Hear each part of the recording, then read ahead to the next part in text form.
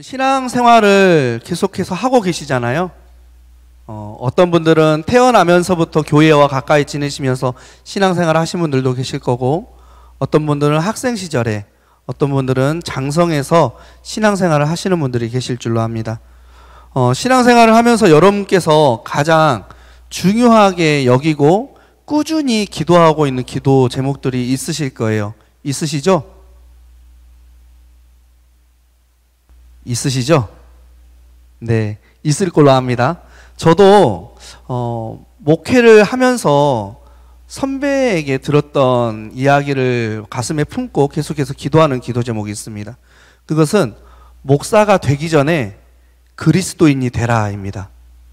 한 사람의 그리스도인이 먼저 되는 것, 그것이 제가 목회를 하는 여정 가운데 뿐만 아니라 신앙의 여정을 걸어가는 가운데 제가 계속해서 품고 기도하고 있는 기도 제목입니다. 한 사람의 그리스도인이 된다라는 것이 무엇일까 기도도 하고 책도 보고 성경도 보고 많이 묵상을 했었어요.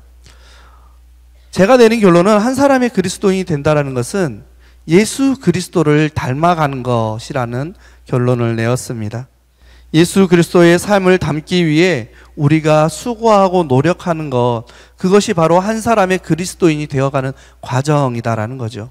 우리 사랑하는 성도 여러분, 저뿐만 아니라 여러분도 한 사람의 그리스도인으로 하나님 앞에 서실 수 있기를 간절히 소망합니다.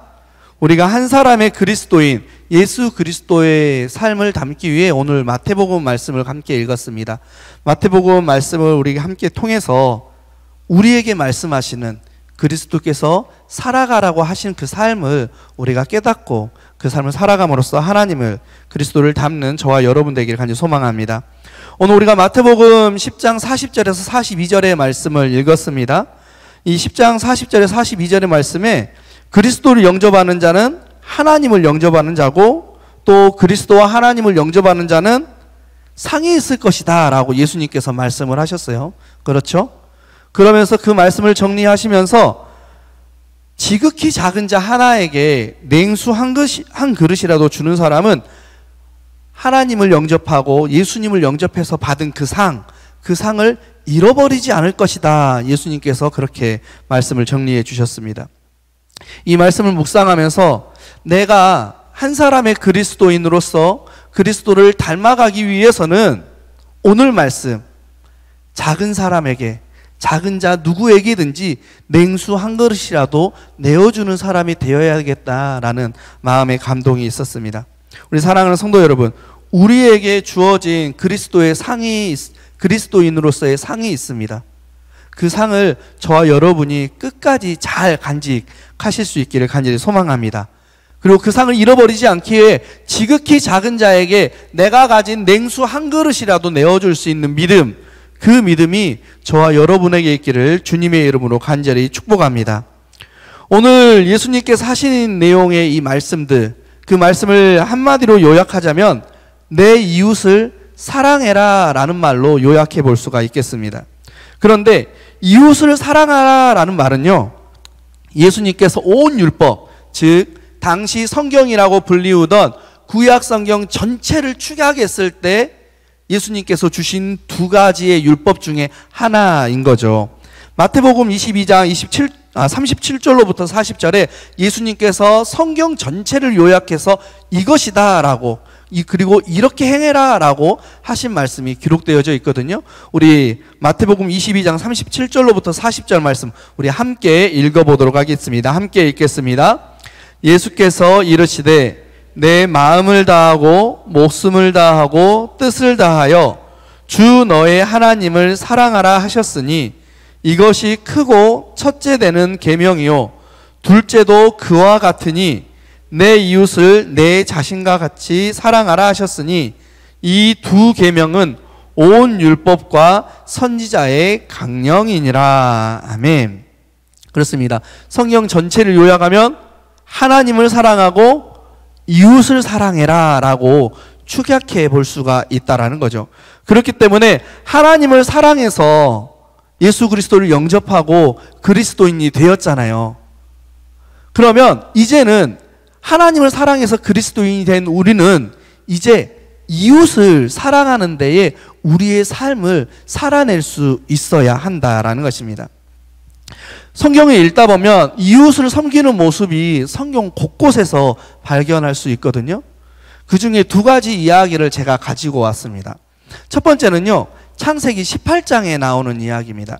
창세기 18장에 보면은요, 아브라함이 상수리 나무들이 있는 마므레라는 지역에 장막을 펼쳤어요. 그리고 그 장막에서 펼치고 그곳에서 쉬고 있을 때 3명의 나그네가 지나가는 것을 봅니다. 그리고 그 3명의 나그네를 대접하는 모습입니다. 내용이 이래요. 뜨거운 태양볕이 이렇게 내리쬐던 광야잖아요. 그러다 보니까 태양볕이 내리쬐고 있던 어느 날 아브라함이 마므레라는 지역, 상수리 나무가 가득한 그 지역에 장막을 펴고 평상을 펴놓고 쉬고 있었습니다.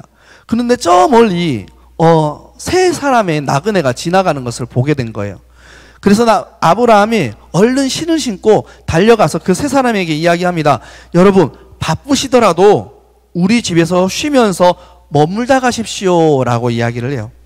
그리고 그 세 나그네를 집으로 초대한 이후에 하인에게 송아지 요리를 준비하게 하고 엉긴 젖과 우유를 준비해서 나그네를 극진하게 대접합니다. 우리 그 내용을 다 알고 계세요? 나중에는 그 세 나그네가 누구인지 밝혀지죠. 하나님과 두 천사였습니다. 그리고 하나님과 두 천사를 극진히 대접한 이 아브라함에게 하나님께서 자손의 축복을 약속해 주십니다. 다른 곳에서 이야기는요, 한 장 뒤의 이야기입니다. 창세기 19장에 나오는 이야기예요. 아브라함의 조카가 누구죠? 롯이라는 사람이었습니다. 이 롯이 소돔에 살 때의 이야기예요. 소돔에 2명의 천사가 찾아오게 됩니다. 내용은 이래요. 소돔 입구에서 롯이 쉬고 있었습니다. 이렇게 쉬고 있었을 때 2명의 천사가 지나가는 것을 보게 돼요. 롯은 천사들 앞에 달려가서 땅에 엎드려 절하면서 내 집에 들어와서 발을 씻으시고 하룻밤 묵고 떠나십시오 라고 초대합니다. 제가 지금 천사라고 이야기하지만 당시 사람들 눈에는 그냥 나그네로 보였을 것 같아요. 그리고 그들을 집안에 들여서 식탁을 베풀고 무교병을 만들어서 그들을 극진하게 대접합니다. 이렇게 나그네를 대접하는 장면은요, 비단 창세기 18장, 19장 뿐만 아니라 성경 곳곳에서 우리가 발견할 수 있다는 것이에요. 그리고 이스라엘은요, 아직도 이스라엘뿐만 아니라 팔레스타인들도 아직도 나그네가 찾아오면 극진하게 대접하는 풍습을 가지고 있습니다. 왜냐하면 구약의 율법 중 나그네를 사랑하라라는 신명기의 율법을 지금까지도 그들이 하나님의 말씀으로 지키고 있기 때문에 집안에 찾아오는 나그네를 그냥 돌려보내지 않고 식사 한 끼라도, 가능하다면 하룻밤 묵게라도 그렇게 선을 베풀고 있습니다. 하나님께서 그 모습을 어여삐 여기셨나 봐요. AD 70년에 로마에 의해서 예루살렘이 초토화가 되잖아요. 그래서 이스라엘이라는 나라 자체가 사라지게 됩니다. 그런데 하나님께서는요, 이스라엘을 1948년 유대인들을 불러 모으십니다. 그리고 이스라엘이라는 나라를 세우세요. 저는 그냥 시간이 흘러서 정책에 의해서 이스라엘이라는 나라가 세워졌다고 생각하지 않습니다. 지금까지도 하나님의 말씀을 삶 속에서 지켜가는 그 모습을 보시고 하나님께서 그들에게 은혜를 베푸셨다라고 고백을 해요. 사랑하는 성도 여러분, 하나님의 말씀이 여러분에게 주어지잖아요. 저에게 주어지잖아요. 우리가 그 하나님의 말씀을 잘 지켜 행하며 살아가면요, 하나님께서 우리를 어여삐 여기실 줄로 믿습니다. 그래서 우리의 삶을 다시 복원하시고 흥왕하게 하셔서 하나님의 영광을 저와 여러분의 삶을 통해서 드러내실 줄로 믿습니다. 오늘 우리가 함께 나누고 있는 말씀, 내 이웃을 사랑해라. 그 말씀을 저와 여러분이 삶 속에서 실천해 나아갈 수 있기를 간절히 소망합니다. 그런데 우리가 이 창세기에 나오는 아브라함의 대접과 롯의 나그네의 대접을 통해서 그냥 대접했다를 넘어서서 그 안에 그들이 어떤 일을 했는지를 조금 살펴보면 좋을 것 같다라는 생각을 합니다. 아브라함이 마므레에 있는 상수리 나무 그늘에서 나그네들을 맞아들여서 대접을 했잖아요. 어떻게 대접했냐면요, 발을 씻기고 송아지 고기와 엉긴 젖 그리고 우유를 가지고 그들을 대접을 했습니다.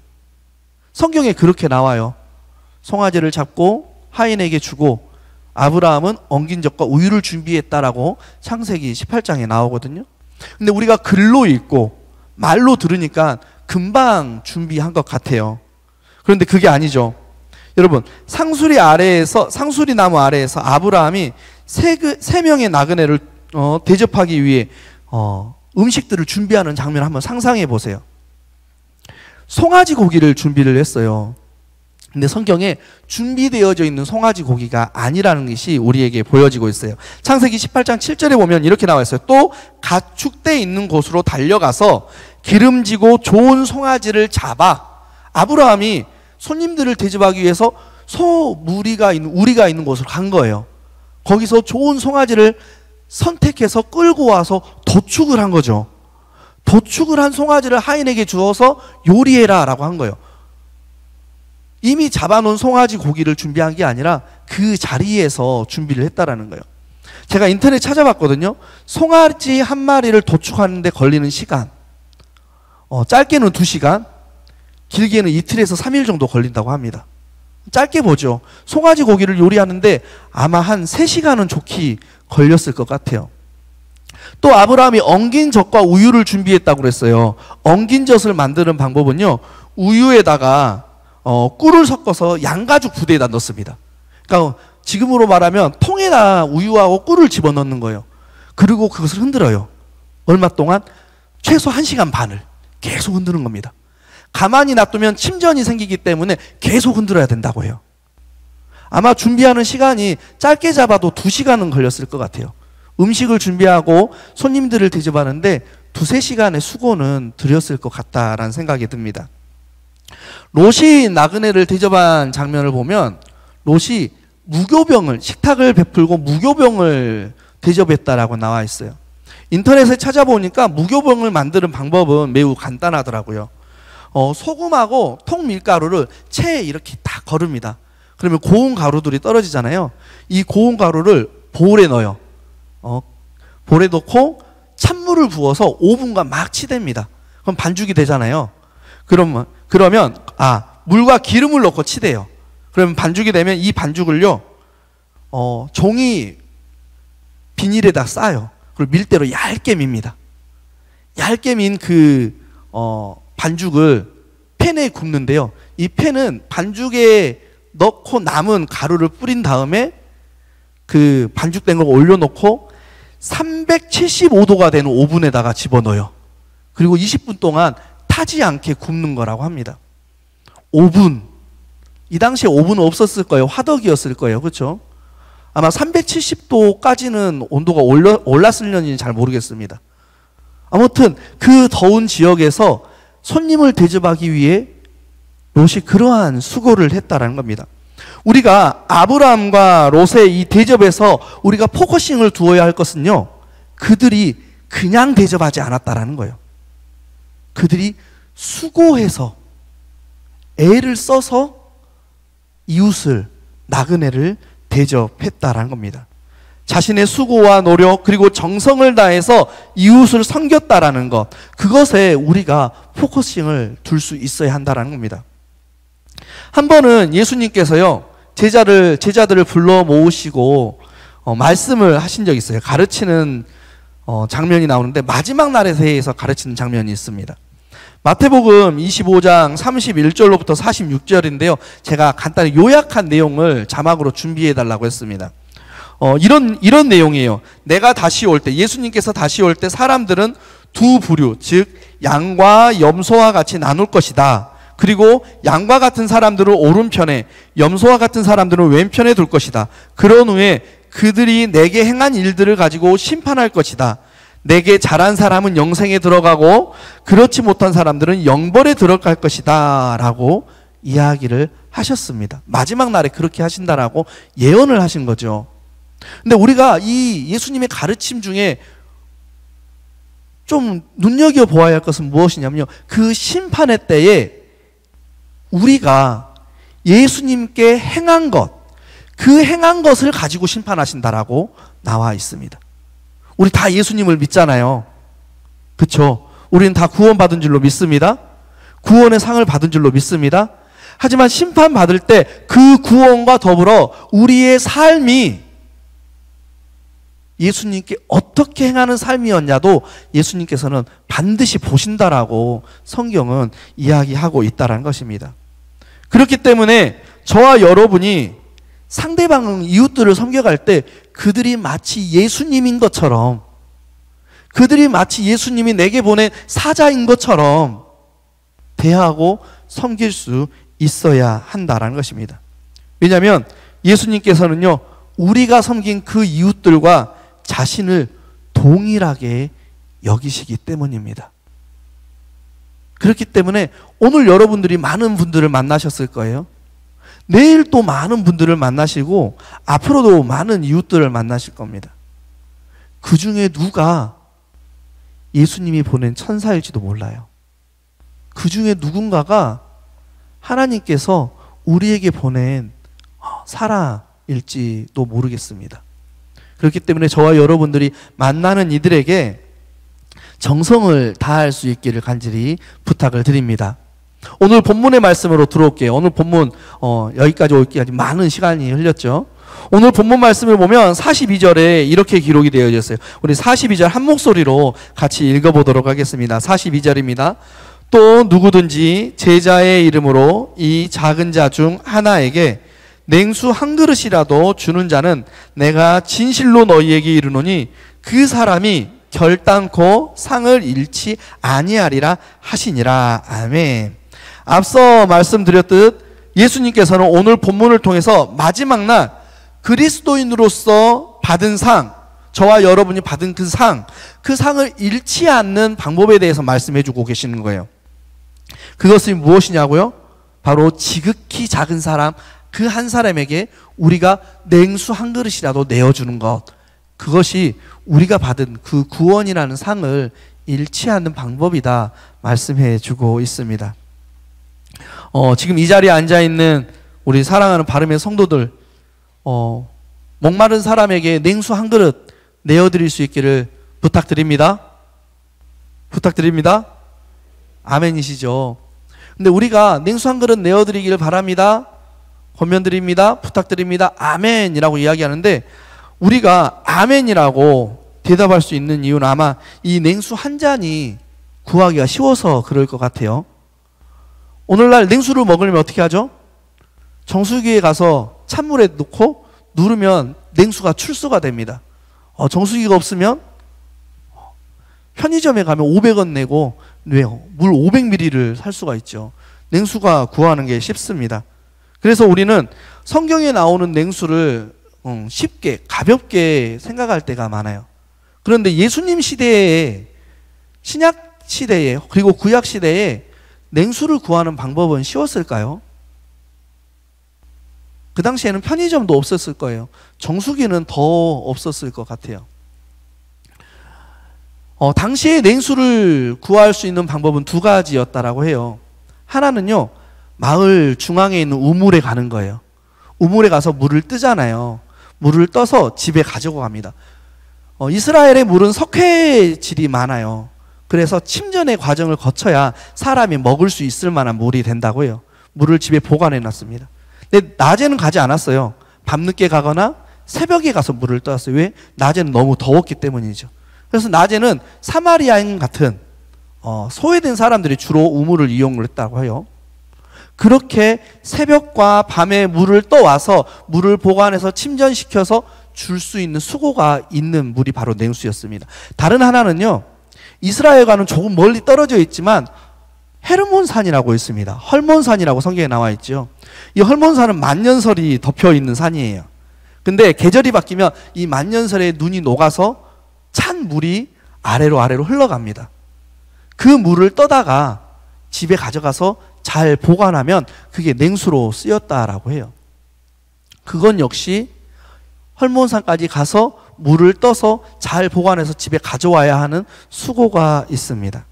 즉 예수님께서 냉수 한 그릇이라도 주어라 라는 말은 우리 누구나가 줄 수 있지만 남아돌아서 주는 것이 아니라요, 내가 수고하고 때로는 내가 소중하다고 여기는 그것, 그것을 냉수와 같이 내어줄 수 있어야 한다라는 것입니다.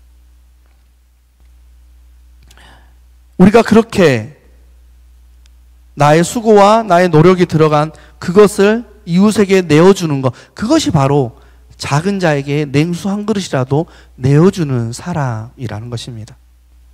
그리고 그런 사람이 마지막 때에 상을 잃지 않는다. 성경은 우리에게 말씀하시고, 그리고 예수님 우리에게 그렇게 가르치고 계십니다. 그리고 그런 사람이 이 땅을 살면서 하나님의 은혜를 누릴 수가 있다는 거죠. 말씀을 정리해 보려고 합니다.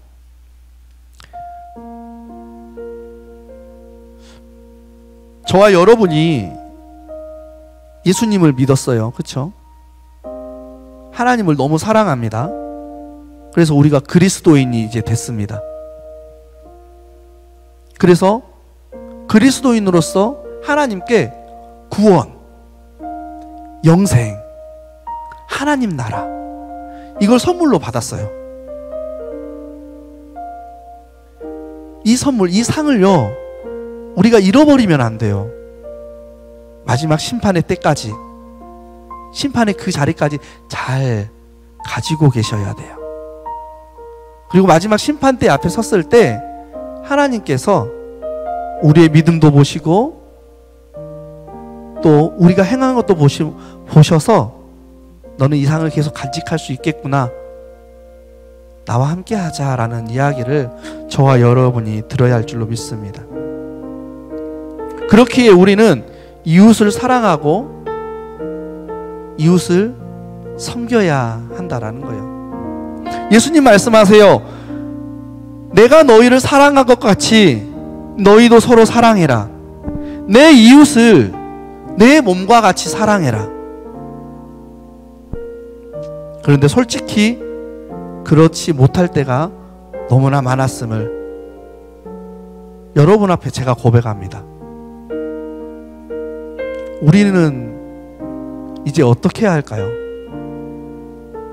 오늘 말씀을 들었는데요, 이 말씀을 가슴속에 잘 간직했으면 좋겠어요. 그리고 내 수고와 노력이 들어간 냉수 한 그릇을 항상 준비해 두셨으면 좋겠습니다.